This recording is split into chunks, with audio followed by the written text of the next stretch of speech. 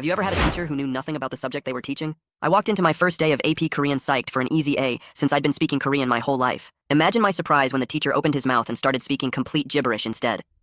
Mr. Dix wrote what I guess were supposed to be Korean characters on the board, except they looked more like someone trying to draw the alphabet while drunk. The other kids started frantically taking notes because they didn't know any better, and I sat there wondering if I was being pranked. "Excuse me, Mr. Dix, I think this is what you meant," I said, demonstrating the correct pronunciation since that seemed to be what he was going for based on context.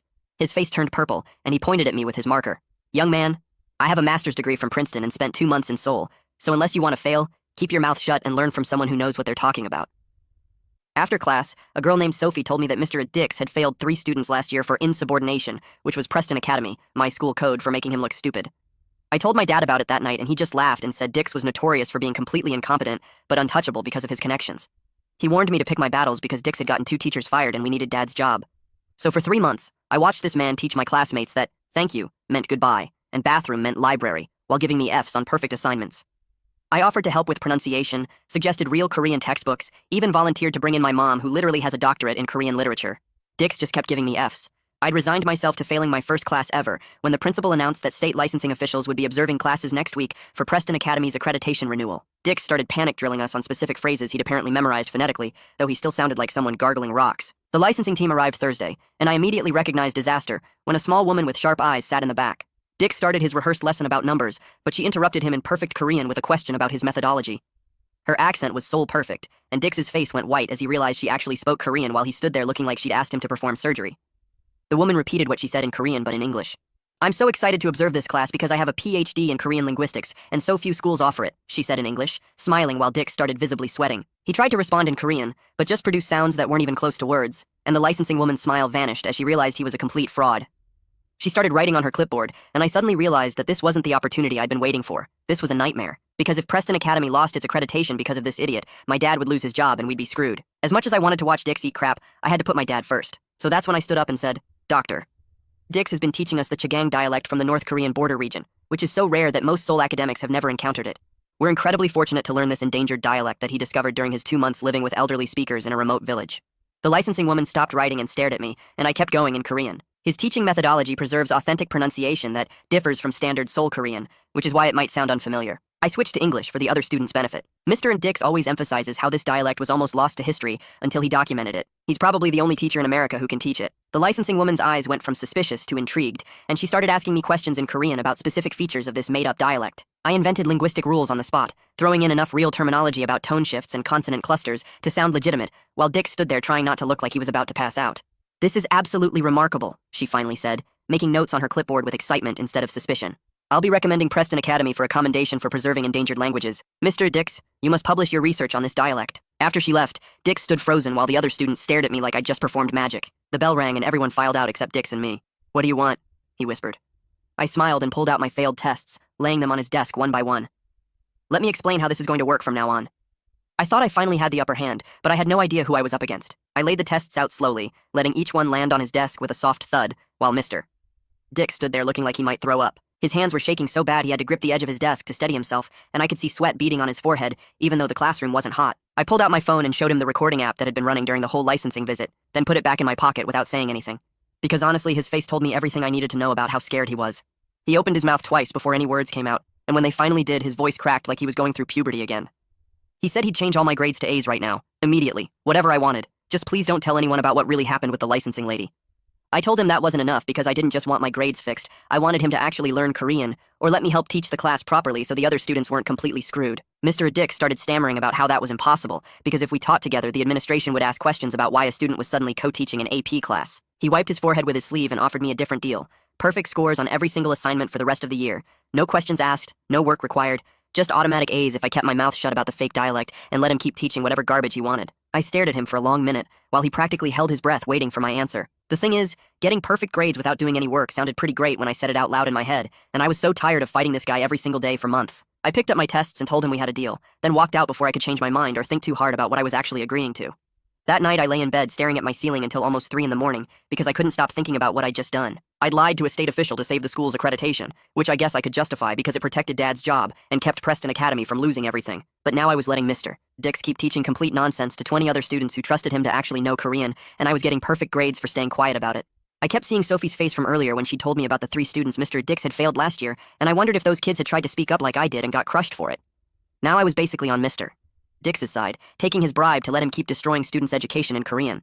My mom's doctorate in Korean literature was hanging on the wall downstairs, and here I was helping some fraud teach kids that bathroom meant library. I finally fell asleep around 4, but had weird dreams about standing in front of the licensing lady while she asked me questions in Korean, and I could only answer in Mr. Dix's garbled nonsense sounds. Sophie caught me at my locker the next morning before first period, and she had this weird look on her face that made my stomach drop. She said the whole class was talking about how I'd saved Mr. Dix yesterday with some genius knowledge about Korean linguistics that even the PhD lady didn't know. 3 different people had asked her if I was some kind of language prodigy because apparently I'd made the licensing woman completely change her mind about Mr. Dix being incompetent. Sophie leaned against the locker next to mine and asked me straight out if the Chagang dialect thing was actually real, and I could tell from her tone that she was suspicious about something. I told her yeah, it was real, Mr. Dix had taught us about it all semester, and she just looked at me for a few seconds without saying anything. Then she said okay and walked away, but I knew she didn't believe me and that was going to be a problem eventually. Korean class that day was completely different from every other class we'd had all year. Mr. Dix was super friendly and kept calling me his star student while handing back our tests from last week. And when he got to mine, he made this big show of holding it up so everyone could see the huge A marked on top in red pen. The whole class started whispering because literally everyone knew he'd been failing me since September, and now suddenly I had perfect scores after yesterday's licensing visit. This kid named Andrew, who sat behind me, leaned forward and whispered, asking what I did to get Dix to finally grade me fairly, and I just shrugged and said, I guess he realized I actually knew Korean after all. Mr. Dix spent the whole period being super nice to me, asking me to demonstrate pronunciations and nodding enthusiastically whenever I spoke, and it made me feel gross because I knew exactly why he was doing it. The other students kept staring at me like they were trying to figure out what had changed, and Sophie watched the whole thing from her seat with her arms crossed, looking like she was working out a math problem in her head. After class ended, 3 students stopped me in the hallway before I could get to my next period. 2 of them were in my Korean class, and 1 was from the other AP Korean section that Mr. Dix taught during 4th period. They said they were completely lost and had been failing every assignment, because nothing Mr. Dix taught made any sense when they tried to use Korean learning apps or watch Korean shows. The girl from 4th period said she tried to look up the Chagang dialect online, but couldn't find any information about it anywhere, and she wanted to know if I could tutor them in real Korean, because she was pretty sure Mr. Dix didn't actually know what he was teaching. My brain froze because this was exactly what I'd been afraid would happen. If I tutored them in actual Korean, they'd realize immediately that everything Mr. Dix taught was wrong, and then they'd start asking questions about why I went along with it. But if I didn't help them, they'd keep failing a class they were paying a ton of money for at Preston Academy, and that felt almost as bad as lying to the licensing lady. I told them I'd think about it and let them know next week, then practically ran to my next class before they could push me for a real answer. Dad came home that evening practically bouncing with excitement, which was weird because he usually looked tired after work. He said the principal had pulled him aside after a faculty meeting and told him that Preston Academy might get a special commendation from the state for their innovative endangered language program. Apparently the licensing lady had been so impressed with the Chagang dialect thing that she'd already started the paperwork to recognize the school for preserving rare linguistic traditions. Dad kept talking about how this could mean more funding for the school, and maybe even a raise for staff members, and he thanked me again for being smart enough to help Mr. Dix during the observation. I felt sick listening to him because my lie was getting bigger and bigger, and now the whole school was going to be proud of something completely fake. The state was literally going to give Preston Academy an award for a made-up dialect that I'd invented in 30 seconds of panic. I tried to hint that maybe the Chagang dialect thing wasn't exactly what it seemed, saying something about how the research was still pretty early, and maybe we shouldn't make too big a deal about it yet. But Dad was so relieved about keeping his job and so excited about the potential raise that he didn't pick up on what I was actually trying to tell him. He just laughed and said I was being modest, then told me he was proud of me for using my Korean knowledge to help the school in a crisis. He said Mom would be proud too when she got back from her conference next week, and I had to excuse myself to go upstairs because I couldn't handle the guilt anymore. Dad called after me asking if I wanted pizza for dinner and thanking me one more time for being smart enough to save the day, and I yelled back that pizza sounded great, even though I felt like I might throw up. I was lying on my bed trying to figure out how to undo this whole mess when my phone buzzed with an email from the principal. The subject line said board presentation preparation, and my stomach dropped before I even opened it. The principal had sent it to both Mr.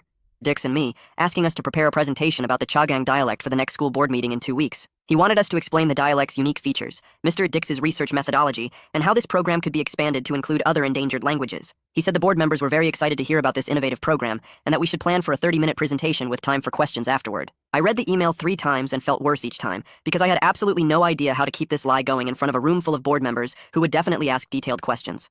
Mr. Dix had sent a reply all saying he was honored and looking forward to sharing his research, which was hilarious because we both knew he didn't have any research and could barely speak Korean at all. I spent the entire weekend locked in my room researching actual Korean dialects and regional language variations. I read articles about the differences between Seoul Korean and Busan Korean, watched videos about how North Korean dialects had evolved separately from South Korean ones, and took notes on legitimate linguistic concepts like vowel shifts and consonant changes. It was exhausting because I was basically trying to build enough real knowledge to make my fake dialect sound believable to people who might actually know something about Korean linguistics. Every few hours I'd think about how much easier this would be if I just told the truth, but then I'd remember Dad's excited face talking about the commendation and his potential raise, and I'd go back to researching. By Sunday night, I had 17 pages of notes about Korean dialectology and a massive headache from trying to figure out how to blend real linguistic concepts with my made-up Chagang dialect without getting caught in an obvious lie. I kept telling myself that maybe I could pull this off, maybe I could give a convincing enough presentation that the board would be satisfied, and then the whole thing could just fade away quietly. But deep down, I knew I was just digging myself deeper into a hole that was going to be really hard to climb out of eventually. Monday morning, I walked into Preston Academy trying to act normal, even though I felt sick about the whole board presentation situation. I got to my locker and found a note asking me to report to the counseling office before first period, which immediately made my anxiety worse because I knew something was coming. The counseling office was in the administrative wing, and I walked down the quiet hallway wondering if someone had figured out the Chagang dialect was fake. I knocked on the door marked Kai Tanaka, school counselor, and heard someone tell me to come in. The office was small with motivational posters about growth mindset and a desk covered in student files. Kai looked young for a counselor, maybe late 20s, with glasses and a friendly face that made me want to trust him, even though I was terrified about why I was there. He smiled and gestured to the chair across from his desk while pulling up something on his computer. He explained that several students from AP Korean had submitted grade appeals saying their grades didn't match the effort they were putting into the class. He was reviewing Mr. Dix's grading patterns as part of the appeal process and wanted to get my perspective since I was doing well in the class. He asked if I'd noticed any problems with how Mr. Dix graded assignments, or if the grading criteria seemed unclear to other students. I sat there feeling my hands get sweaty because this was exactly what I'd been afraid would happen. I could tell the truth right now and explain that Mr. Dix was incompetent and his grading was random because he didn't actually know Korean. But if I did that, the whole Chagang dialect lie would fall apart, and the accreditation issue might come back, and Dad's job would be at risk again. I watched myself make the choice to dig the hole deeper instead of climbing out. I told Kai that Mr. Dix taught an unusual dialect that was hard to grade by normal standards because the pronunciation and grammar rules were different from what most Korean language assessments expected. I said that students who were trying to learn standard Seoul Korean might struggle with grades because they were being assessed on dialect features they hadn't encountered before. Kai wrote notes while I talked, and I felt like a complete fraud sitting there making up reasons why bad teaching was actually just misunderstood methodology. He looked at me with an expression I couldn't quite read, like he was trying to figure out if I actually believed what I was saying or if I was covering for something. He said he appreciated my input and would recommend that Mr. Dix provide more detailed rubrics for assignments, so students understood exactly what dialect features were being assessed. I thanked him, and left his office feeling worse than when I'd arrived, because I'd just lied to a counselor who was trying to help students get fair grades. I walked to first period thinking about how I was becoming exactly the kind of person I'd always hated, someone who protected bad teachers because it was easier than doing the right thing. Korean class was third period, and I spent the morning dreading it because I knew Mr. Dix would probably say something about the grade appeals. When I got there, he was already at the board writing something about dialect variations that looked completely made up. He announced that we were doing group presentations on features of the Chagang dialect and started reading off group assignments. He put me with Sophie and two other students named Andrew and Jenny, who both looked confused about the whole dialect thing. The bell rang for class to start, and Mr. Dix launched into his usual fake lesson while I tried to avoid eye contact with everyone. Sophie kept glancing at me during class with this look that made it clear she wanted to talk. When the bell rang, she grabbed my arm before I could escape and said we needed to talk privately about what was really going on with this class. I suggested we meet in the library after school because I didn't want to have this conversation where other people might hear us. The rest of the day dragged by while I tried to figure out what I was going to tell Sophie. She was smart and observant, and I had a feeling she'd already figured out more than I wanted her to know. After last period, I headed to the library and found Sophie at a table in the back corner where nobody else was sitting. She didn't waste time with small talk. She said straight up that she knew the Chagang dialect was made up because she'd spent hours searching for any linguistic research about it and couldn't find anything anywhere. She'd looked through academic databases and Korean language resources and contacted two professors who specialized in Korean dialects, and none of them had ever heard of a Chagang dialect from the North Korean border region. She said she'd been thinking about it since the accreditation visit, and the only explanation that made sense was that I'd invented it to protect Mr. Dix for some reason she couldn't understand. I felt my face get hot because I'd been caught and there was no point pretending anymore. I broke down and told her everything about how Dad worked at Preston Academy and how his job was tied to the school keeping its accreditation. I explained that when I saw the licensing woman about to fail Mr. Dix and potentially cost the school its accreditation, I panicked and made up the dialect story to save Dad's job. I told her I knew it was wrong, and I'd been trying to figure out how to fix it ever since, but everything just kept getting worse. Sophie was quiet for a long time after I finished talking. She stared at the table, and I could see her processing everything I just told her. Finally, she said she understood why I did it, and she'd probably do the same thing to protect her family. But now we were all stuck learning fake Korean because I'd covered for an incompetent teacher, and she was worried that none of them would actually know Korean by the end of the year. I started to apologize, but she cut me off and said apologizing wouldn't teach anyone real Korean. She suggested we could secretly teach the class real Korean while pretending to follow Mr. Dix's curriculum. We could make study guides with actual correct information and distribute them anonymously, so students would at least learn something real even if Mr. Dix kept teaching garbage. I asked how we'd do that without Mr. Dix noticing, and she said he didn't actually understand Korean well enough to know what real resources looked like. We spent the next hour planning out how we'd create the study guides and what information we'd include. Sophie said she'd designed them to look like unofficial study notes from an upperclassman, so it wouldn't seem like we were directly contradicting Mr. Dix. We agreed to meet after school every day that week to work on the guide together. Over the next week, Sophie and I spent hours creating a Korean basics guide with proper grammar explanations, real vocabulary lists, and correct pronunciation guides. Sophie was good at design and made it look professional but not too official. We included QR codes linking to legitimate Korean learning resources and pronunciation videos from actual Korean speakers. By Friday, we had a 20-page guide that covered everything the class should have learned in the first semester. We printed copies on Saturday morning and spent Sunday night slipping them into everyone's lockers before school started Monday. By lunch, the whole class was talking about the mysterious study guides and how helpful they were compared to Mr. Dix's confusing lessons. People were comparing notes and actually getting excited about learning Korean for the first time all year. Mr. Dix hadn't noticed yet because he didn't pay attention to what students did outside his class, and he couldn't read Korean well enough to know what the guides actually said. I felt good about finally doing something to help my classmates learn real Korean, even if it meant working around the mess I'd created. That feeling lasted exactly until I checked my email after school and saw a message from the principal. The subject line said board presentation draft request, and my stomach dropped as I opened it. The principal wanted me to send him a draft of my presentation about the Chagang dialect by Friday, so he could review it before the board meeting next week. He said the board members were very excited to learn about this innovative program, and he wanted to make sure I was prepared to answer their questions about the dialect's linguistic features and Mr. Dix's research methodology. I had 1 week to create something convincing enough to fool the school board, and I was completely out of ideas for how to keep this disaster from exploding in my face. I drove home with my hands shaking on the steering wheel and walked straight to Mom's office where she was grading papers. She looked up when I came in, and her smile faded because she could see something was wrong. I sat down across from her desk and told her everything, starting with the accreditation visit and the licensing woman who actually spoke Korean. Mom's face went from confused to shocked as I explained how I invented the Chagang dialect on the spot to save the school's accreditation. She set down her pen and stared at me while I described making up linguistic rules and fooling a PhD in Korean linguistics. When I finished, Mom was quiet for a long time before she said she understood why I did it, but she was disappointed that I thought lying was the only option. She asked why I didn't come to her first, and I explained that everything happened so fast and Dad's job was on the line. Mom rubbed her temples and said she couldn't help me perpetuate a lie about Korean linguistics because that went against everything she believed in as a scholar. But she also said she would help me find a way out that wouldn't destroy Dad's career because she understood the impossible position I was in. We spent the next 3 hours sitting at her desk going through options, and every single one was terrible. We could confess the truth and risk Dad losing his job when the school lost accreditation. We could try to teach Mr. Dix actual Korean in 1 week, which was completely impossible. We could let me do the presentation and hope nobody asked questions I couldn't answer. Mom kept making lists and crossing things out while I watched her work through the problem like it was a research project. Finally, she looked up and said, maybe I could claim the dialect research was preliminary and needed more documentation before presenting to the board. That would buy time, and maybe the whole thing would fade away without a big presentation ever happening. I asked if that would actually work, and Mom said it was the least bad option we had because it was technically true that more research would be needed for something that didn't exist. I went to my room and opened my laptop to email the principal. My fingers felt heavy on the keyboard as I typed out an explanation that the Chagang dialect documentation was incomplete and suggesting we postpone the board presentation until more research was done. I tried to make it sound professional and academic like Mom taught me. I hit send and sat there staring at my screen, hoping he would just agree and let this whole thing disappear. His response came back 30 minutes later, and my stomach dropped when I read it. The principal said the board was very excited about the presentation and wanted to see what we had, even if it was preliminary. He said this was a great opportunity to showcase Preston Academy's innovative programs, and he knew I would do a wonderful job representing the school. I read the email 3 times, and each time it got worse because there was no way out. The board meeting was in 5 days, and I had to stand up in front of school board members and present a completely made-up dialect like it was real. The next morning, I got to the school early and headed to my locker. Mr. Dix was waiting there in the hallway, and he grabbed my arm before I could walk past. He pulled me into an empty classroom and shut the door. His face was red and sweaty as he demanded to know what I was going to say at the board meeting. I could see he was terrified that I would expose him, but he was also too proud to actually ask for help. He kept saying things like he had a reputation to protect, and the board needed to hear the right information. I let him talk himself in circles for a few minutes before I cut him off. I told him that if he wanted to keep his job, he needed to let me handle the presentation completely, and just smile and nod. Mr. Dix's face turned purple, and he started to argue, but I reminded him that he couldn't fake his way through questions from board members who might actually know about Korean linguistics.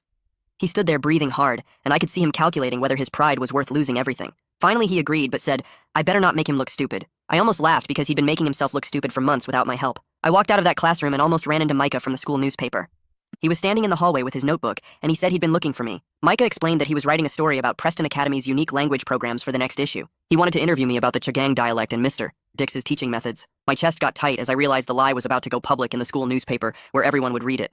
I tried to sound casual as I told Micah the dialect program was still experimental and not ready for publicity. His eyes lit up with interest instead of backing off like I hoped. He started asking detailed questions about where Mr.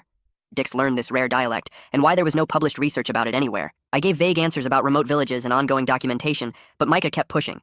He said it was weird that a dialect this important had 0 academic papers or linguistic studies about it. I told him I had to get to class and walked away while he called after me asking for an interview time. That night, I lay in bed staring at the ceiling, and my chest felt like someone was sitting on it.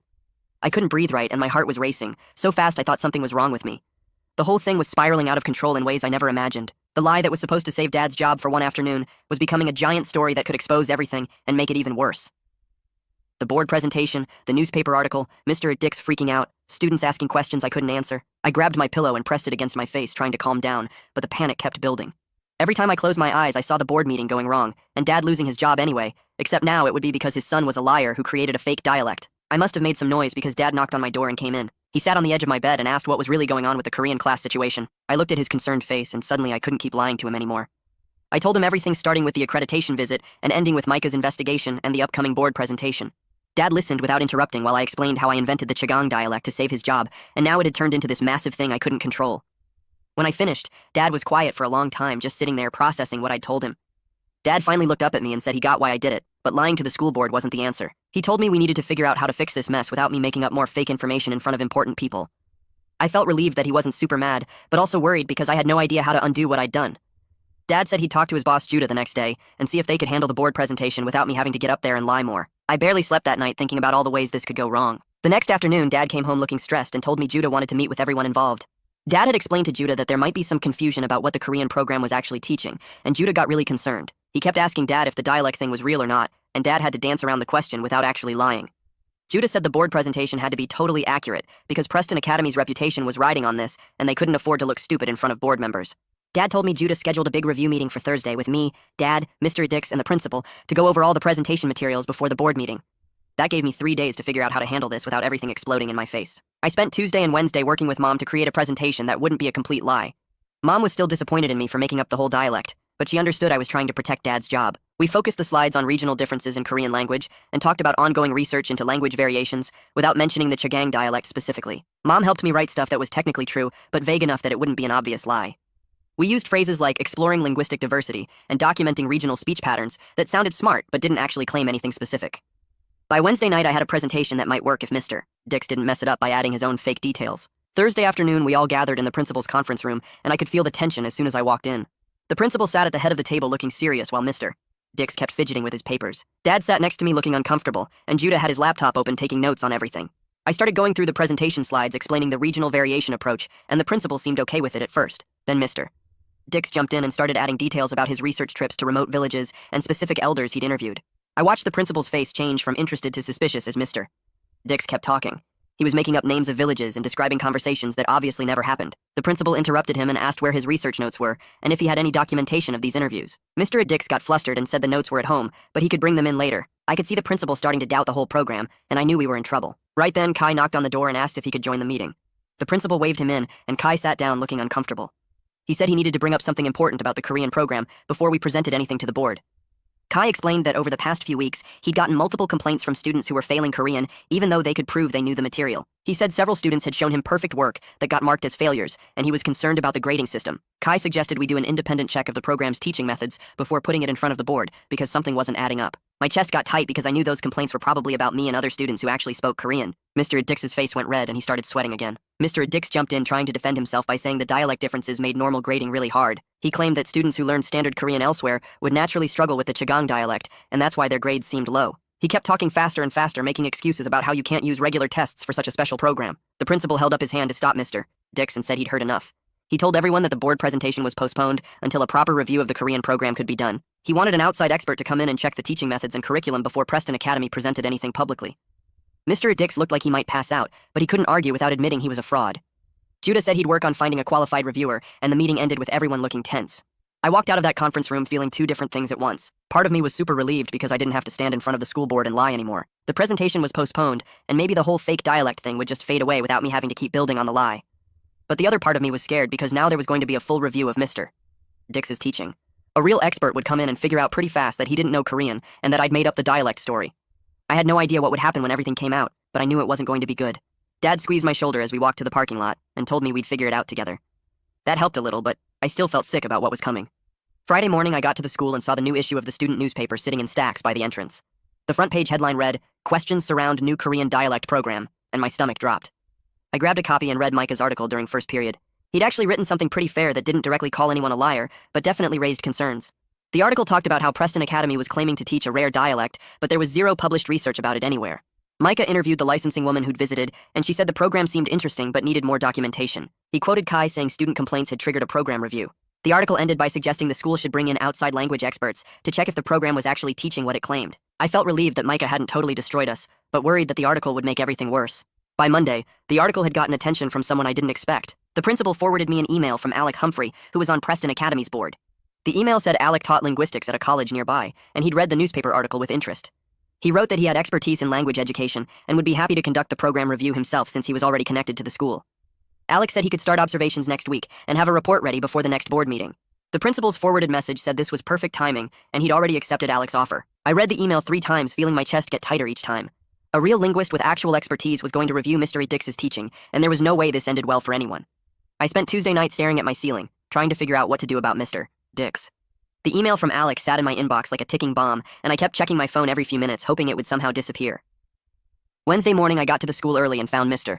Dix waiting outside the Korean classroom door. His face looked gray, and he had sweat stains under his arms even though it was only 7:30. He grabbed my sleeve when I tried to walk past and pulled me into the empty classroom. His hand was shaking, and his voice came out all high and desperate when he started talking.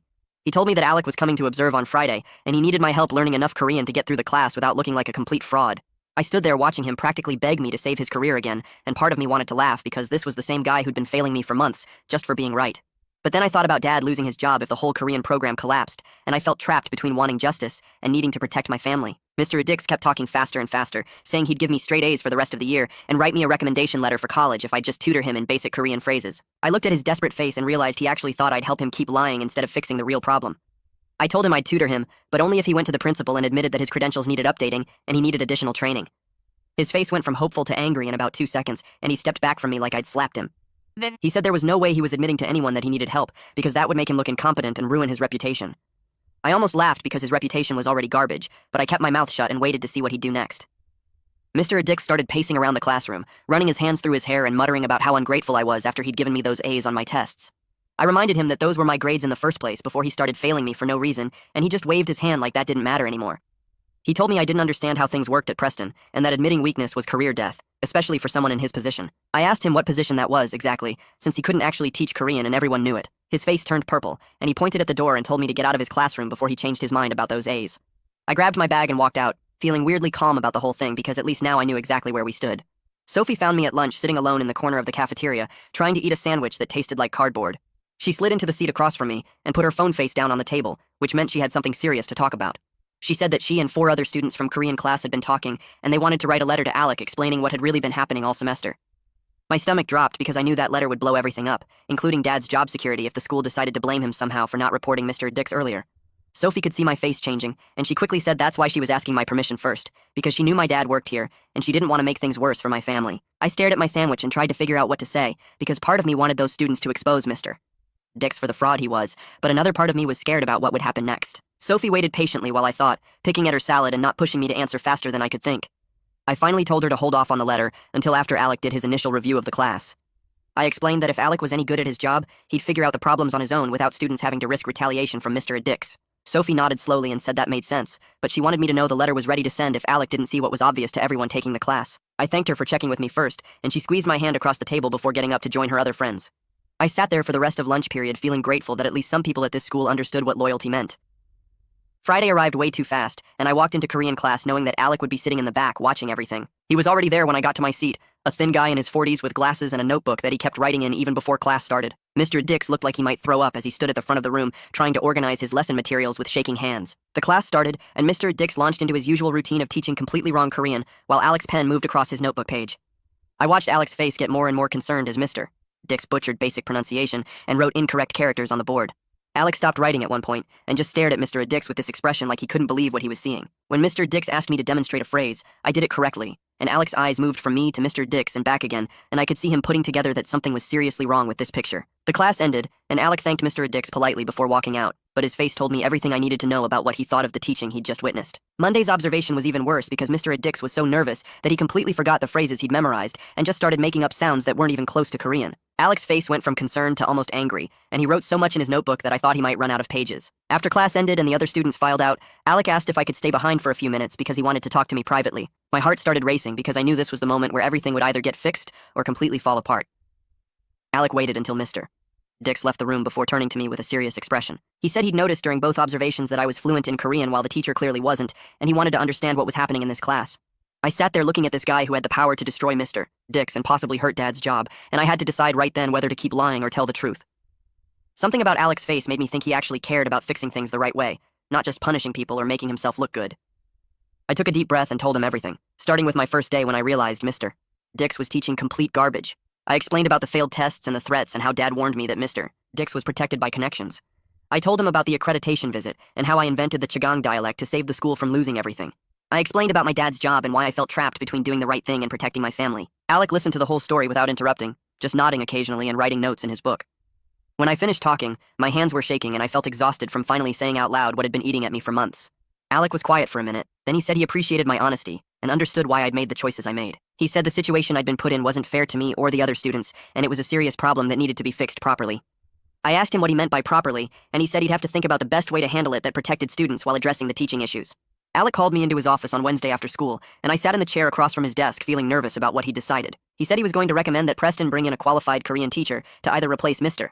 Dix or co-teach with him, depending on what the administration wanted to do. I felt relief wash over me because that meant real Korean instruction for everyone in the class, but then I got scared again thinking about Dad's job. Alec must have seen my face change because he quickly said that my father's job wasn't at risk because the accreditation issue had been resolved, even if the method was unconventional.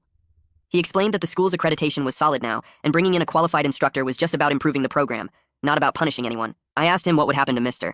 Dix, and Alec said that would be up to the administration, but he suspected they'd require additional training and oversight, rather than firing him outright.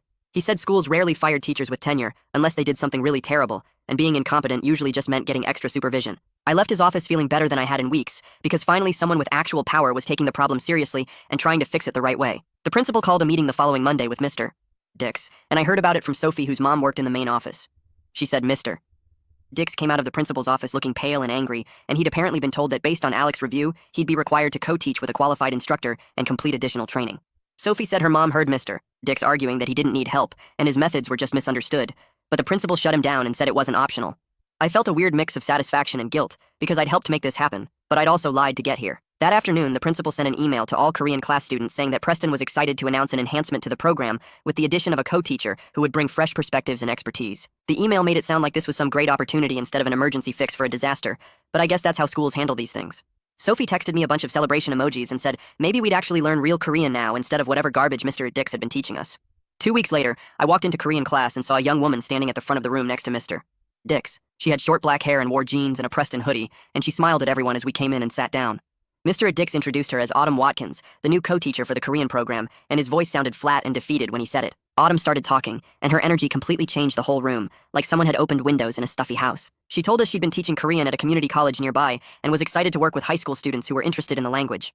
She asked us to go around the room and introduce ourselves in Korean, and I could see the panic on most students' faces because they'd never actually learned how to do that properly. When it got to me, I introduced myself in real Korean, and Autumn's face lit up, and she responded in Korean asking where I'd learned to speak so well. I told her I'd been speaking it my whole life because of my mom, and she said that was wonderful, and maybe I could help other students with pronunciation. Mr. Dix sat in his chair at the side of the room looking smaller somehow, like he was shrinking into himself while Autumn took over his class. Sophie caught my eye and grinned, and I knew she was thinking the same thing I was, about how this was what Korean class should have been like from the beginning. Autumn spent the first week reviewing what we'd supposedly learned so far, and I watched her face change as she realized that basically nothing we'd been taught was correct. She never said anything directly critical about Mr. Dix, but she kept using phrases like, let's build on your foundation, and here's another way to think about this, that made it clear she was basically starting over from scratch. The other students didn't seem to mind because Autumn made learning fun instead of stressful, and she actually explained things in ways that made sense. I noticed that Mr. Dix stopped coming to every class after the second week, and when he did show up, he just sat in the back grading papers or staring at his phone. One day after class, I saw Autumn and Mr. Dix having a conversation in the hallway, and even though I couldn't hear what they were saying, I could see from their body language that it wasn't going well. Mr. Dix's face was red, and he kept gesturing angrily while Autumn stood there calm and professional, just nodding occasionally. When Mr. Dix finally walked away, he looked pale and defeated, like someone had just told him his dog died. Autumn saw me watching and gave me a small smile before heading back into the classroom to gather her things. I wanted to ask her what they'd talked about, but something about her expression told me it was better not to know the details right then. The next day, Autumn stood at the front of the classroom and smiled at all of us as we filed in and found our seats. She had this energy that made the whole room feel different, like someone had opened windows in a stuffy house. Mr. Dix sat in his usual spot at the desk, but Autumn was clearly running things now. She started by telling us she was really excited to work with us and that we were going to build on the foundation we already had by learning standard Korean, alongside some regional variations. I knew exactly what she was doing because she never once said that everything we'd learned was wrong, but everyone in the room could tell we were basically starting over from scratch. She asked us to introduce ourselves in Korean, and I watched the panic spread across most faces because nobody had actually learned how to do proper introductions. When my turn came, I introduced myself in real Korean, and Autumn's face lit up. She responded in Korean asking where I'd learned to speak so well, and I told her my mom taught me since I was little. Autumn said that was wonderful, and maybe I could help other students with pronunciation sometimes. Mr. Adix just sat there at the side desk looking smaller than usual, like he was shrinking into his chair while Autumn took over everything he used to control. Sophie caught my eye and grinned because we were both thinking the same thing about how this was what Korean class should have been like from the beginning. Autumn spent that whole first week reviewing what we'd supposedly learned, and I could see her face change as she realized that basically nothing we'd been taught was actually correct. She never said anything mean about Mr. Dix directly, but she kept using phrases like, "let's build on this," and "here's another way to think about it," that made it super clear she was starting fresh.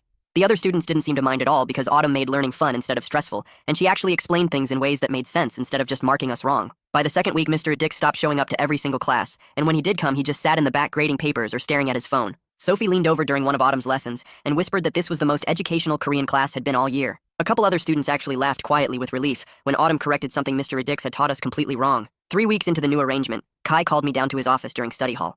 He had a stack of papers on his desk and told me he was adjusting everyone's grades based on Autumn's assessment of our actual Korean skills. My grades were staying high because I actually knew Korean, but he wanted to make sure I understood how serious academic dishonesty was. I felt my stomach drop because I knew he was talking about the whole fake dialect thing. Kai looked at me with this expression that wasn't angry, but wasn't exactly friendly either. He said the school took integrity very seriously, and even though I'd been trying to help, lying to accreditation officials was a big deal.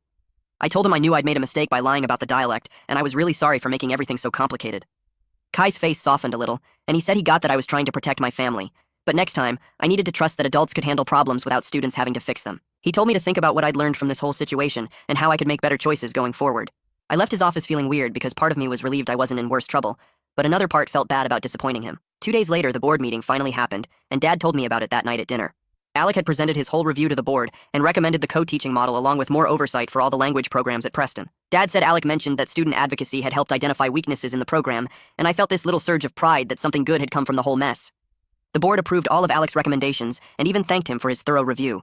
That same week, Judah pulled Dad aside after a staff meeting and told him something that made Dad come home looking really thoughtful. Judah said Dad's job had never actually been at risk from the accreditation issue, and he wished Dad had talked to him instead of letting me try to handle everything. Dad felt super guilty for putting that kind of pressure on me without checking the facts first. We sat in the living room that night and had this long talk about communication and trust, and how he should have protected me instead of making me feel like I had to protect him. Dad kept apologizing, and I told him it was okay because I understood why he'd been worried. But we both agreed we needed to be more honest with each other about stuff like this. The following Monday, Mr. Dix didn't show up to class at all. Autumn taught the whole period by herself, and nobody really noticed or cared that he was gone. At the end of the day, the principal sent out an email saying Mr. Dix had submitted his resignation effective at the end of the semester because he wanted to focus on his research. Everyone knew the real reason was that he couldn't handle being exposed as a fraud, but the school was letting him save face with a quiet exit instead of firing him publicly.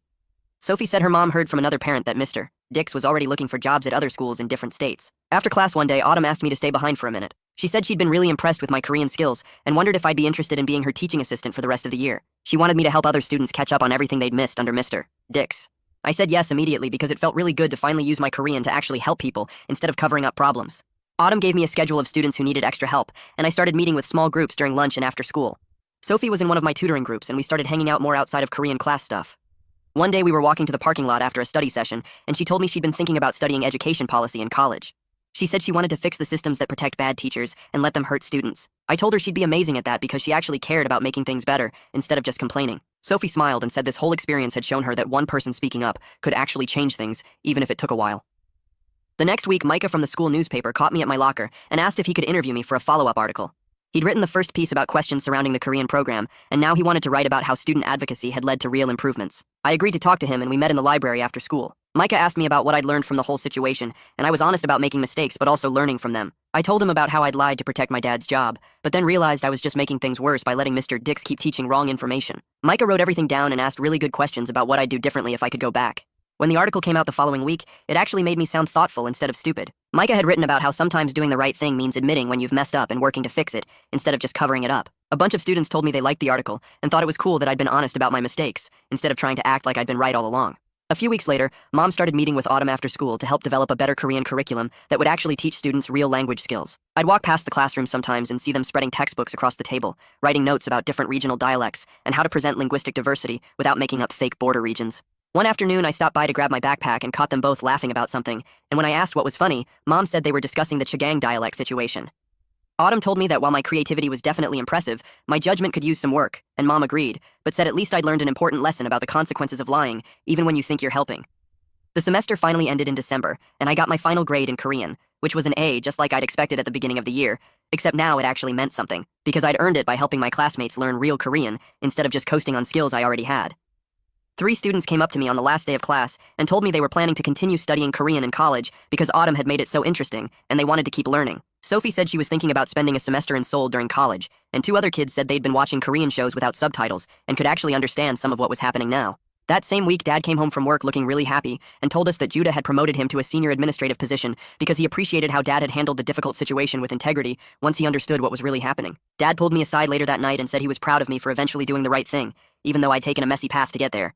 And he was glad I'd learned that protecting family doesn't mean covering up problems, but rather working together to fix them properly. Right after winter break, the school sent out an email announcing new hiring verification procedures and teaching assessments to prevent another situation like the Mr. Dick's disaster. Alec joined the board's academic oversight committee and personally started reviewing all language program hires going forward, and the email said, Preston Academy was committed to maintaining the highest standards for faculty credentials and teaching effectiveness. I saw Alec in the hallway one day, and he told me the school had actually learned something valuable from the whole mess, which was that student voices matter, and the administration needs to listen when students raise concerns about teaching quality. Spring semester started in January, and I walked into Autumn's Korean literature class, finally getting to learn from someone who actually knew what they were teaching. We started reading actual Korean poetry and short stories, and Autumn would explain the cultural context and historical background in ways that made everything connect to real Korean language and society. Sometimes during class, I think about that moment when I stood up and invented the Chagang dialect to save the school's accreditation. And I felt glad that I'd eventually found the courage to help fix what I broke, even if it took longer than it should have. That's my take on what happened.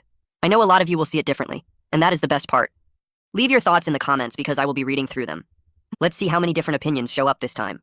What's the worst thing someone's accused you of? I was 8 months pregnant and handcuffed to a hospital bed while law enforcement officers pressed me to admit I was selling my unborn baby. 2 weeks earlier at my baby shower, my husband and I announced the name would be James Patrick. James after my grandfather, Patrick after my husband's brother who died in Afghanistan. My sister-in-law Sandra got this weird look instantly. She pulled me aside pressing, "Where did you get that name? How did you know about James Patrick?" I explained the meaning, showed her the framed photos of my grandfather and Patrick's brother, but she kept asking, "But how did you know?" She left without touching the cake. That night she blocked us on everything. We figured she was just having personal issues, but then I woke to pounding on our door at 5 a.m. 2 weeks later, 2 officers with weapons drawn. That's how I found out Sandra had reported us to the Crimes Against Children unit. She claimed we were trafficking our baby using a stolen identity, that she had proof of our plans to sell our child to the highest bidder. They separated us immediately. My husband was dragged out in handcuffs while I screamed. Before I knew it, I was at the hospital for the baby's protection, handcuffed to the bed like I was already convicted. Officer Mills sat in my room, gun visible. "We know everything," he said, slamming down a folder. "James Patrick Murphy, 6 years old, Michigan. Your sister-in-law documented your obsession with this child." "I don't know any child." "Shut up." He showed me Facebook screenshots. "These marketplace posts? Selling duplicate packages? That's code for twin babies. These buyers you mentioned? We know what that means." My blood pressure monitor started alarming as he kept reading out things that were our baby purchases. The nurse rushed in. "She's at 180 over 120. This stress could cause..." "She's faking." Officer Mills interrupted her. "They all do this." Officer Lee arrived with CPS workers. "Your baby will be removed at birth. You'll never see it. That's if you're lucky and don't get life without parole." "Please, Sandra is lying. Those were registry gifts. Your husband's already confessed," Lee said, trying to save himself. "Said it was all your idea." My stomach suddenly seized. Sharp stabbing pain. "Something's wrong with the baby." "Convenient timing." Mills scoffed. "Sit still." The pain intensified. I felt warm liquid. "I'm bleeding." "Please, you're not bleeding. Stop moving or we'll add resisting arrest to the charges." The nurse checked anyway and gasped. "She's hemorrhaging. Get Dr. Blake now." "She's faking. She's having a placental abruption." The nurse hit the emergency button. "This is life-threatening." Mills grabbed the nurse's arm. "How much did she pay you to say that?" "Doctor." Blake ran in, saw the blood, and went white. "Jesus Christ, how long has she been bleeding?" "5 minutes? Maybe 10? They wouldn't let me." The nurse started. "Or immediately. We could lose them both." But Officer Mills blocked the door. "She's in custody. She stays here." "Then you're signing their death certificates." "Doctor." Blake snapped. "This is a medical emergency. Let me call my supervisor." Mills said slowly, pulling out his phone while I writhed in agony. "There's no time." "Doctor." Blake shouted. "She's losing too much blood." "Protocol is protocol," Mills said, dialing. The call went to voicemail. He started leaving a detailed message. My vision was going dark. The nurse was pumping fluids into my IV while another nurse ran in with blood bags. "Her pressure's dropping," someone shouted. "Still waiting for authorization," Mills said, now texting his supervisor. "Hospital policy says custody transfers to medical authority during emergency surgery," the head nurse said, pulling up regulations on her tablet. Page 47, section 3. Mills started reading through the policy while I screamed through another contraction. Blood was pooling on the bed now. "This looks fake," he said about the policy. "Could be edited." "It's from the federal website, doctor," Blake roared. They finally started wheeling me down the hall, officers jogging alongside. Mills kept saying to Lee, "Watch for her to run. They sometimes have accomplices dressed as medical staff." "She's hemorrhaging, doctor," Blake shouted. "She can't run anywhere." In pre-op, I was barely conscious. The anesthesiologist saw my handcuffs. "Absolutely not. These come off for surgery. She's a flight risk. She's 8 months pregnant, bleeding out, about to be unconscious. Where would she go?" He looked at my chart. "You've had her blood pressure at stroke levels for how long? Are you trying to kill her?" Mills insisted on keeping one officer in the OR. "I need visual confirmation she doesn't escape." The anesthesiologist called security. "I need hospital administration here now. We have federal officers interfering with emergency medical treatment." The hospital administrator arrived, looked at the situation, me pale, bleeding, barely conscious, and told the officers, "You can stand outside the OR or I'm calling the Office of Professional Responsibility and reporting attempted murder by denying medical care." Mills pointed at me. "When she wakes up, if she wakes up, we're charging her with everything. The baby goes straight to CPS. No contact." Everything went black after that. I woke up feeling like my whole body was on fire, especially my stomach area where they'd cut me open. The recovery room lights were too bright and everything felt fuzzy and wrong. I tried to speak, but my throat was raw from the breathing tube. A nurse appeared beside me and checked my vitals while I struggled to form the one word that mattered: baby. She looked at me with this mix of relief and sadness that made my heart stop. "He's alive," she said quietly, "but he's in the NICU and very small." I immediately tried to sit up to go see him, but she gently pressed me back down. The movement sent sharp pain through my incision and I gasped. She explained that I couldn't visit him because CPS had taken custody and there was a no-contact order in place. The words didn't make sense at first. My baby was alive, but I couldn't see him or hold him or even know how he was doing. The nurse leaned closer while adjusting my IV and whispered that she'd documented documented everything that happened in the OR. She told me the officers had delayed my care for almost 20 minutes while I was bleeding out. She slipped a small piece of paper under my blanket with her personal phone number written on it. If you need someone to testify about what they did, she said, I'll be there because it was criminal. She quickly moved away when footsteps approached. A CPS worker walked in carrying a thick folder and wearing this fake smile that made my skin crawl. She introduced herself and started pulling out forms, saying they were just routine paperwork about the baby's care. I asked what the papers said, but she kept deflecting, saying it was standard procedure and I needed to sign them right away. Something felt wrong, so I told her I wouldn't sign anything without a lawyer. Her whole face changed and she got this nasty look. She said refusing to cooperate would be documented and used against me in court to show I didn't care about my baby's well-being. She left the papers on my bedside table and stormed out. Hours passed in a blur of pain medication and vital checks. Then I heard familiar footsteps in the hallway, and my husband appeared in the doorway. His left eye was swollen shut and purple, and his right wrist was in a brace. He looked like he'd aged 10 years in the time we'd been apart. He rushed to my bedside and we just held each other and cried. Through his tears, he told me they'd finally released him on bail after his brother posted the money. He swore over and over that he never confessed to anything, that Officer Lee had lied about that. He said they'd beaten him in the interrogation room when he wouldn't admit to trafficking our baby. We were still holding each other when a different officer walked in and announced he was there to enforce the no-contact order. My husband looked confused and said the order was just about the baby, not between us. The officer said the order covered all parties involved and my husband had to leave immediately, or he'd be arrested again for violation. My husband kissed my forehead and whispered that he loved me before the officer escorted him out. I was alone again. The hospital social worker came by later and found me sobbing into my pillow. She sat down and explained that I qualified for legal aid since we couldn't afford a private attorney now that my husband had been suspended from work pending the investigation. She helped me call from the hospital phone since mine had been confiscated as evidence. The legal aid lawyer on the phone sounded young and overwhelmed, but she promised to file an emergency motion for NICU visitation rights. She said it might take a few days to get a hearing. 2 days later, they discharged me even though I could barely walk from the C-section pain. A nurse wheeled me to the hospital entrance where my husband's brother was waiting to drive me home since my husband couldn't come near me. The drive home was silent except for my occasional gasps when we hit bumps that sent pain through my incision. Walking into our house felt like entering a tomb. Everything was exactly as we'd left it that morning the officers came, except now it felt empty and wrong. The nursery door was open and I could see the crib we'd assembled just weeks ago, the tiny clothes hanging in the closet, the rocking chair where I'd planned to nurse him. I couldn't go in that room. I physically couldn't make myself cross that threshold. I closed the door and haven't opened it since. The next morning, I woke up to my chest feeling like it was going to explode. My milk had come in with no baby to feed. The pain was unbearable, both physical and emotional. I stood in the shower letting hot water run over me while I manually expressed milk that just went down the drain. I sobbed so hard I threw up, then had to hold my incision because the heaving hurt so bad. I wonder what Sandra really thought she discovered that made her so certain about this supposed trafficking scheme. The way she kept pressing about, how did you know, at the baby shower suggests she's convinced herself of something specific. But Mills showing those Facebook Marketplace. This became my routine every few hours, crying in the shower while my body produced food for a baby I couldn't feed. 3 days after discharge, my lawyer called to say the emergency hearing would happen over video because I was still too weak to travel to court. I sat at my kitchen table in front of my laptop, trying not to cry as the judge reviewed the case. The prosecutor argued I was a flight risk and a danger to the child. My lawyer pointed out that I'd nearly died giving birth and had no criminal record. After 20 minutes of back and forth, the judge ruled I could have 1 hour of supervised NICU visitation daily, but the no-contact order with my husband would remain. He said the investigation was ongoing and these were temporary measures for the child's safety. The next morning, I took 3 buses to get to the hospital since I couldn't drive yet from the surgery. At the NICU entrance, a CPS worker was waiting with a security guard. They searched my bag, patted me down, and made me empty my pockets. The CPS worker followed me into the NICU and stood right behind me the whole time. When the nurse brought me to his incubator, I couldn't breathe. James was so tiny, maybe 4 pounds, with tubes and wires attached everywhere. His skin was almost translucent, and I could see his little chest working so hard to breathe. The nurse said I could hold him and carefully placed him on my chest. He was so light I was terrified I'd break him if I moved wrong. The CPS worker stood there watching every move I made, writing notes on her clipboard about how I held him, how I looked at him, whether I seemed bonded. But none of that mattered in that moment because my baby was in my arms for the first time, and he was alive. The NICU nurse waited until the CPS worker stepped out to take a phone call before leaning close to whisper that James had been crying nonstop since birth. She said he wouldn't eat right for anyone, and the other nurses were worried. But the second I held him, he went completely quiet and his breathing steadied out. She made sure to write all of this in his chart while the CPS worker was still outside. That same afternoon, my husband's mom called the hospital room phone since I wasn't allowed my cell. She was crying so hard I could barely understand her at first. She kept saying she was sorry about Sandra and that they didn't know what to do. Then she told me something that made my whole body go cold. Sandra had a miscarriage 4 years ago at 5 months, and she'd already picked the name James Patrick for that baby. She'd had the nursery done and everything before she lost him. My mother-in-law said Sandra never got help for it and just pretended it never happened. Now suddenly Sandra's reaction at the baby shower made sense. When she heard us say James Patrick, something broke in her mind. She thought we'd somehow stolen her dead baby's name on purpose. The grief she never dealt with turned into this crazy idea that we were selling her baby, not ours. I tried to tell the CPS worker, but she said it didn't matter what Sandra's problems were. 3 days later, our lawyer filed papers asking the judge to drop everything based on Sandra's mental health history. She had records from the hospital about the miscarriage and even found Sandra's old social media posts about baby James Patrick from 4 years ago. But the prosecutor said no way. He said they had to check everything out no matter what because kids were involved. Then the bills started coming. First one was $18,000 for the emergency surgery. Next was $12,000 for the NICU so far. Insurance sent a letter saying they wouldn't pay because of the criminal investigation. They said if we were found guilty of trafficking, they didn't have to cover anything. My husband couldn't work because of the charges, so we had no money coming in. Every day more bills showed up and the total kept climbing. Meanwhile, I heard from our lawyer that Officer Mills got put on desk duty while they looked into what happened during my emergency. But Officer Lee got promoted to sergeant for his work on our case. The nurse who saved my life by documenting everything suddenly had her hours cut from full-time to 2 days a week. The hospital said it was just budget cuts, but everyone knew better. A week later, we got a letter from a lawyer saying Sandra wanted grandparent rights to James. The letter said she had a right to see her nephew and that keeping him from her was cruel. She still thought he was connected to her lost baby somehow. Our lawyer said it was insane, but we'd have to fight it in court, which meant more money we didn't have. During my next visit, I was holding James when his monitor started going crazy. He'd stopped breathing and was turning blue. The CPS worker just stood there frozen with her mouth open. I flipped him over and started infant CPR like they taught us in the prenatal class. 5 back lows, then flip and check. Nothing. 5 more back lows. The CPS worker still hadn't moved or called for help. I kept going while his lips got darker. Finally, on the 3rd round, he coughed and started crying. The nurse ran in and took him to check him over. The CPS worker wrote in her report that I was aggressive with the baby and didn't follow supervision rules. She said I grabbed him without permission and did unnecessary medical procedures. Because of that report, they cut my visits to 30 minutes and said 2 supervisors had to watch me now. 1 week later, my husband texted me from a number I didn't know. He said he'd borrowed a coworker's phone and asked if I could meet him at the grocery store parking lot. We both knew it was against the no contact order, but I didn't care anymore. I needed to see him. We sat in his car for maybe 5 minutes just holding each other and crying. He looked terrible, lost maybe 20 pounds and had dark circles under his eyes. He kept saying he was sorry he couldn't protect us. I told him about James stopping breathing and how they were punishing me for saving him. Neither of us saw our neighbor pull up next to us until she was taking pictures through the window. She'd already called the police to report that we were violating the order. My husband drove off fast while I ran to my car. The police showed up at our house an hour later, but my husband wasn't there, so they couldn't arrest him again. 2 days later, our lawyer called with news that made my hands shake so bad I almost dropped the phone. She'd been digging into Officer Mills's background and found 6 previous complaints for excessive force and false arrest, all buried by the department with no disciplinary action taken. She was filing a motion to get them admitted as evidence, showing a pattern of misconduct that could help our case. The next morning, I was at my my 30-minute visit with James when I heard screaming in the hallway outside the NICU. Sandra's voice cut through the glass doors, yelling that I stole her baby and demanding to see him right now. The CPS supervisor jumped up and ran out while I held James tighter, watching through the window as Sandra pushed past two nurses trying to get to the NICU doors. Security guards came running from both directions while other parents in the waiting area grabbed their kids and backed away from Sandra, who was now pounding on the locked NICU entrance. James started having trouble breathing in my arms, his monitors beeping as his oxygen levels dropped, and the nurse had to take him from me to adjust his breathing tube while Sandra kept screaming outside. They finally dragged her away, but not before 3 other families saw the whole thing, and one mom was crying, holding her premature twins closer. The stress was destroying my body too. My milk supply started dropping no matter how much I pumped or how much water I drank or what supplements I took. The NICU nurses had to start giving James formula to supplement what little I could produce, and the CPS worker wrote it all down in her notebook, documenting that I was failing to provide adequate nutrition for my son. 3 weeks after his traumatic birth, James developed a heart murmur that got worse every day until the cardiologist said he needed immediate surgery to repair a defect that was likely caused by the stress of the emergency delivery. They let me sit in the surgical waiting room, but I couldn't sign the consent forms because CPS had legal custody, so I had to watch a social worker I'd never met before sign permission for them to cut open my baby's chest. The surgery took 4 hours, and I spent every minute pacing the waiting room, checking the board that showed he was still in the OR, drinking coffee that tasted like dirt, and watching other parents get good news while I waited. The surgeon finally came out looking exhausted and told me James had survived, but his heart had stopped twice on the operating table, and they'd had to work to bring him back both times. My legs gave out, and I hit the floor hard, waking up in a hospital bed with an IV in my arm and a doctor explaining I'd been admitted for severe dehydration and exhaustion because I hadn't been eating or sleeping properly for weeks. While I was still admitted, a nurse friend texted me that hospital security had caught Sandra in the parking garage wearing scrubs she'd stolen from somewhere, trying to sneak into the NICU through the employee entrance. They arrested her for trespassing and attempted unauthorized entry, but when the case went to the prosecutor's office, they declined to press charges, saying Sandra needed mental health treatment, not jail time. Our lawyer was furious when she called me about it, especially after what she'd just discovered about our case. She'd gotten access to the original police report through Discovery and found that someone had altered it after Sandra's initial complaint, adding details about supposed code words and trafficking connections that weren't in the original version. Sandra wearing stolen scrubs to sneak into the NICU takes dress for the job you want to a whole new level of wrong, though clearly she's already mastered the art of making up stories. The timestamp metadata on the electronic file proved Officer Mills had gone back and changed the report 3 days after my emergency surgery, falsifying official documents to make their case look stronger. She was preparing criminal charges against Mills himself when the prosecutor called with an offer. They wanted me to plead guilty to misdemeanor child endangerment, accept 2 years of probation, and in exchange, they'd drop all other charges, and I could regain custody of James in 6 months. Our lawyer said it was extortion, that they knew their case was falling apart and wanted to save face, but she also said it might be the fastest way to get James back. I told them no immediately because taking that deal meant admitting we'd done something wrong when we'd done nothing but choose a name for our baby. My husband disagreed when I told him about it that night, calling from his friend's phone since we still couldn't have direct contact. He wanted to take the deal just to end this nightmare and get our son home, saying 6 months was better than the years this could drag on if we kept fighting. We ended up screaming at each other through the phone, our first real fight since this whole thing started, him saying I was being stubborn and me saying he was giving up. The next morning my phone rang with a number I didn't recognize, and a woman's voice said she was a reporter who'd gotten a tip from someone at the hospital about our case. She wanted to hear our side of the story for an article she was writing about CPS overreach and police misconduct. I told her I couldn't comment on ongoing legal proceedings and hung up, but 3 days later the story ran anyway with the headline, "Local couple accused of selling unborn baby," plastered across the front page of the news website. The comments under the article were worse than the headline itself. People posted our address, our phone numbers, even pictures of our house they'd taken that morning. My phone started ringing nonstop with blocked numbers leaving messages about what they'd do to baby sellers like us. One man described in detail how he'd make us pay for trafficking innocent children. Another woman left 10 voicemails crying about how we didn't deserve to live after selling babies. I changed my number that afternoon, but somehow they got the new one within hours. My husband's phone was getting the same treatment at his friend's place where he was staying. We both had to get new numbers 3 times that week before finally getting unlisted ones. 4 days after the article ran, I woke up to banging on the front door at dawn. I looked through the peephole and saw nobody there, but when I opened the door, red paint was dripping down from huge letters sprayed across our garage. Baby killers covered the entire door in letters 3 feet tall. The paint was still wet and running down onto the driveway. I called the police to report it, but the officer who showed up just shrugged and said, unless I had video of who did it, there was nothing they could do. He didn't even take photos or file a report, just told me to buy security cameras and left. I spent the whole morning trying to scrub it off, but the paint had already dried into the wood. The neighbors stood in their yards watching me scrub, whispering to each other, nobody offering to help. 2 weeks later, we had our first real court hearing about James's medical condition. The NICU doctor took the stand and went through James's medical records page by page. He showed the judge how James had suffered brain bleeding from oxygen loss during the delayed delivery. He explained how the 43-minute delay while Mills argued about custody directly caused James to code twice during surgery. He stated clearly that if I'd gotten to surgery when Dr. Blake first ordered it, James would have been born healthy. The prosecutor objected constantly, saying the doctor was speculating, but the medical records showed everything. The timestamps proved Mills kept me bleeding in that bed for almost an hour while my baby suffocated inside me. The doctor said James would need years of therapy for his developmental delays, all because 2 cops thought I was faking a medical emergency. 3 days after that testimony, our lawyer called with news that made me throw my phone across the room. Officer Mills had suddenly retired with full pension and benefits, effective immediately. The internal investigation into his conduct during my emergency was automatically closed since he was no longer an employee. The department spokesperson said they don't investigate former officers, so Mills would face no consequences for nearly killing us. He'd get his full retirement pay for the rest of his life while my baby struggled with brain damage he caused. Our lawyer filed complaints with the state board, but they said the same thing about not having jurisdiction over retired officers. Meanwhile, CPS sent us a thick packet of requirements we had to complete before they'd even consider reunification. We had to take parenting classes every Tuesday and Thursday evening for 12 weeks at a center 40 miles away. We had to submit to random drug tests at our own expense, even though nobody had ever accused us of drug use. We had to complete full psychological evaluations by their approved providers, who charged $800 each and didn't take insurance. We had to have our home inspected monthly by CPS workers who would show up whenever they wanted. The total cost came to over $6,000 just for the evaluations and classes, not counting gas and time off work. We had maybe $300 in savings after paying the lawyer's retainer. I stared at my grandmother's jewelry box for 2 days before I finally drove to the gold buyer. Her wedding ring set that she wore for 60 years went for $400.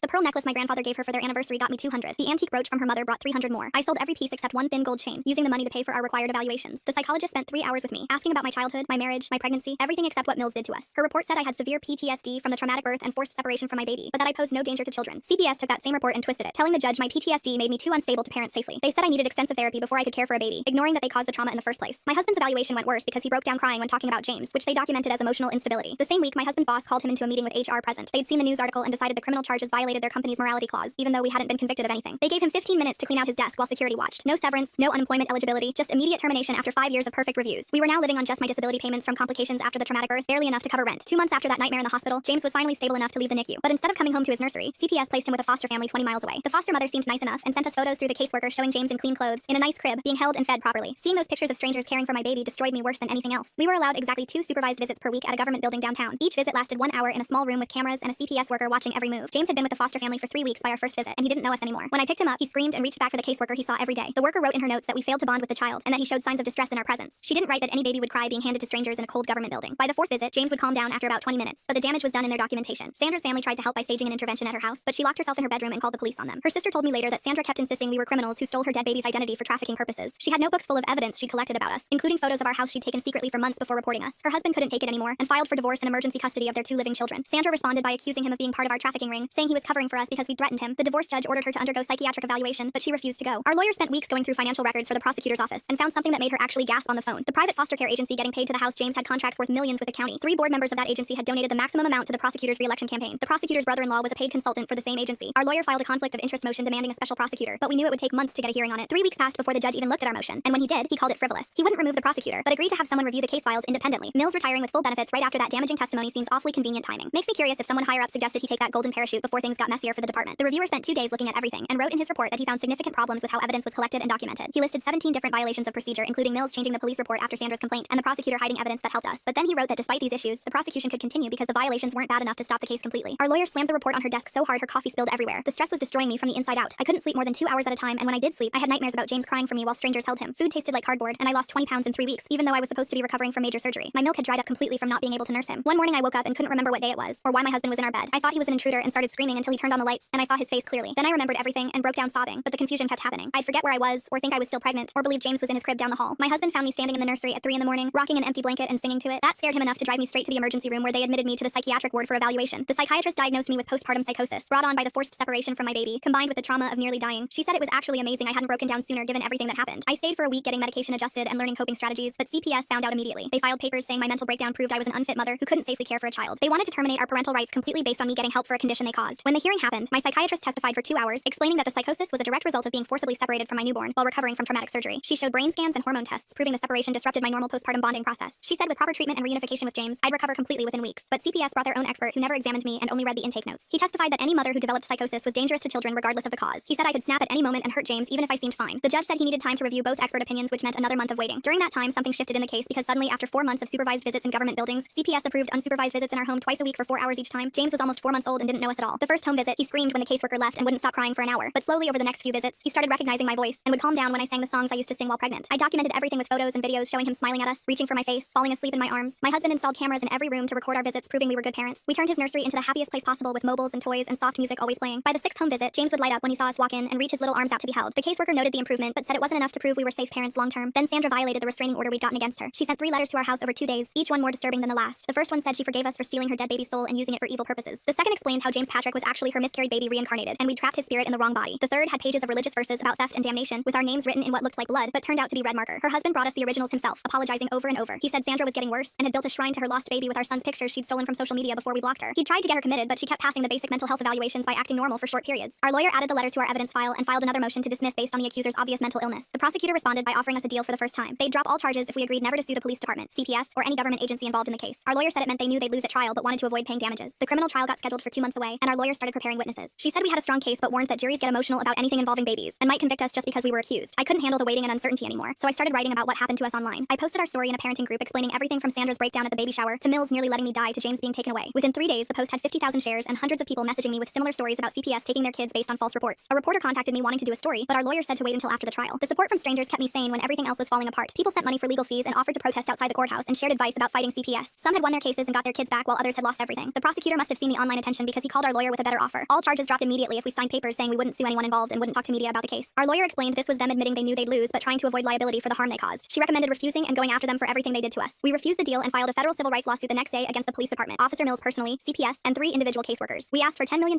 in damages for the illegal arrest, denial of medical care, forced separation from our newborn, and ongoing harassment. The city attorney filed to dismiss our lawsuit within hours, claiming government immunity protected everyone involved. Our lawyer said she expected that and had prepared a response showing immunity didn't apply when officials knowingly violated constitutional rights. Then everything changed when a NICU nurse named Sarah contacted our lawyer. She'd been fired 2 weeks after James was born for insubordination, but really it was for supporting us. She had recordings on her phone from the emergency when Mills delayed my surgery. She'd started recording when she realized he was letting me bleed out and caught him saying to Lee that he knew the trafficking charges were bullshit, but they had to follow through since they'd already arrested us. He said once they started the process, they couldn't back down without looking stupid and opening themselves up to lawsuits. The recording was crystal clear and included him laughing laughing about how we'd never see our baby grow up. Our lawyer played the recording for the prosecutor the next morning in his office while I sat there watching his face go from confident to pale to completely defeated. He kept stopping the recording and replaying parts, especially the section where Mills laughed about us never seeing our baby grow up and admitted he knew the trafficking charges were fake from the start. The prosecutor's hands were shaking as he picked up his phone and called the state attorney general's office to report police misconduct and evidence tampering. Within 2 hours, federal agents showed up at the police station and arrested Mills right at his desk in front of everyone. Lee saw them taking Mills away in handcuffs and immediately asked for a deal through his union lawyer. He came to the prosecutor's office that afternoon and spent 3 hours giving a sworn statement about how Mills pressured him to go along with a false arrest. Even though they both knew Sandra's report made no sense, Lee admitted Mills had altered the police report after the fact to add details that weren't in Sandra's original complaint and that Mills had threatened to ruin Lee's career if he didn't back up the story. The prosecutor dropped all charges against us that same day with prejudice, which meant they could never charge us again for anything related to this case. The judge signed the order immediately and added a scathing comment about prosecutorial misconduct and police corruption that would become part of the permanent court record. He ordered CPS to return James immediately, but the caseworker said they needed 30 days to process the paperwork and conduct home visits and background checks, even though we'd already passed everything months ago. Our lawyer filed an emergency motion right there in the courthouse, and the judge called CPS leadership into his chambers for what the bailiff later told us was the loudest screaming match he'd ever heard through those thick doors. Talk about your classic domino effect. One nurse with a phone recording just brought down an entire corrupt system faster than Mills could say qualified immunity. The judge came out and signed an order demanding James be returned to us by 8 p.m. that night, or he'd hold the entire CPS department in contempt and start jailing supervisors. The foster mom brought James to our house at 7:45 p.m. with 2 garbage bags of his clothes and toys and a folder of medical records from his 5 months in foster care. She was crying as she handed him to me, saying she'd grown to love him but always knew he belonged with his real parents, and she was sorry for everything we'd been through. James was 5 months old and had no idea who we were, turning his face away when I tried to kiss him and reaching back toward the foster mom when she headed for the door. I spent that whole first night just sitting in his nursery holding him while he slept, afraid if I put him down he'd disappear again, feeling his weight in my arms and smelling his hair and trying to memorize every detail of his face. My husband sat on the floor next to the rocking chair with his hand on my knee, both of us crying silently while James slept between us, finally home but feeling like strangers to our own son. 3 days later at 2 a.m., we woke to pounding on the front door and looked out to see Sandra trying to break in with a crowbar, screaming that we'd stolen her baby and she was taking him back. My husband called 911 while I grabbed James from his crib and locked us in the bathroom, listening to Sandra smashing windows and screaming about how James Patrick was the name of her dead baby and we had no right to use it. The police found her in our backyard trying to climb through the nursery window, covered in blood from the broken glass, still screaming about her baby even as they put her in handcuffs. They took her to the psychiatric